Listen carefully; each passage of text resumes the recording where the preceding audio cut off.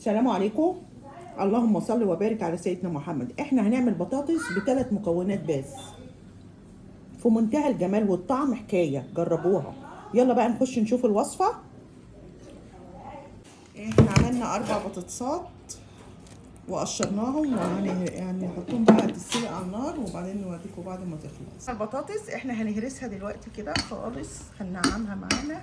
هنحط على هي 3 مكونات بس، نشا وجبنه والبطاطس اهي. هحط بقى كوبايه من الجبنه، ميكس جبن، كوبايه من النشا، وهعجنها زي العجينه. الكلام ده كله هعجنه زي العجينه.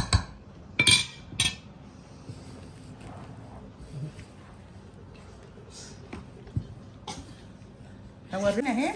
شوفوا البطاطس بقت عامله ازاي اهي. هنفردها بقى في كيس ثلاجه.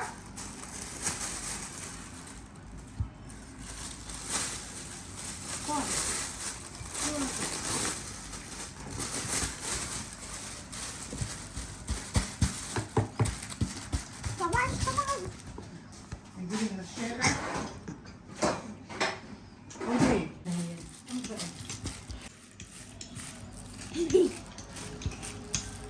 نحطها ربع ساعة في التلاجة تريح، وبعدين نقطعها اهي. هنحطها بقى في التلاجة، هنحطها في الفريزر ربع ساعة اهي. اهي هحطها ربع ساعة في الفريزر كده اهو، وبعدين نقطعها مع بعض. خلاص اشتغلت. هنقطعها بقى صوابع كده اهو.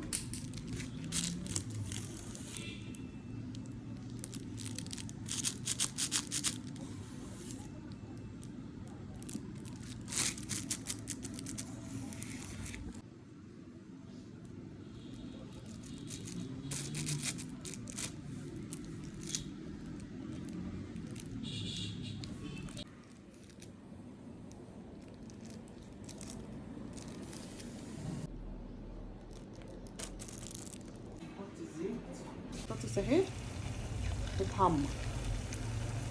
جربوها بصراحة، ب3 مكونات في منتهى الجمال. بطاطس روعة، حكاية بصراحة. روعة اهي ومنتهى الجمال. البطاطس اهي احمرت بصراحة. بطاطس في منتهى الجمال والطعم حكاية حكاية وهمية. والله بطاطس حكاية. جربوها، طعمها حلو قوي. منتهى الجمال. شفتي البطاطس حلوة ازاي، واللون بتاعها حلو.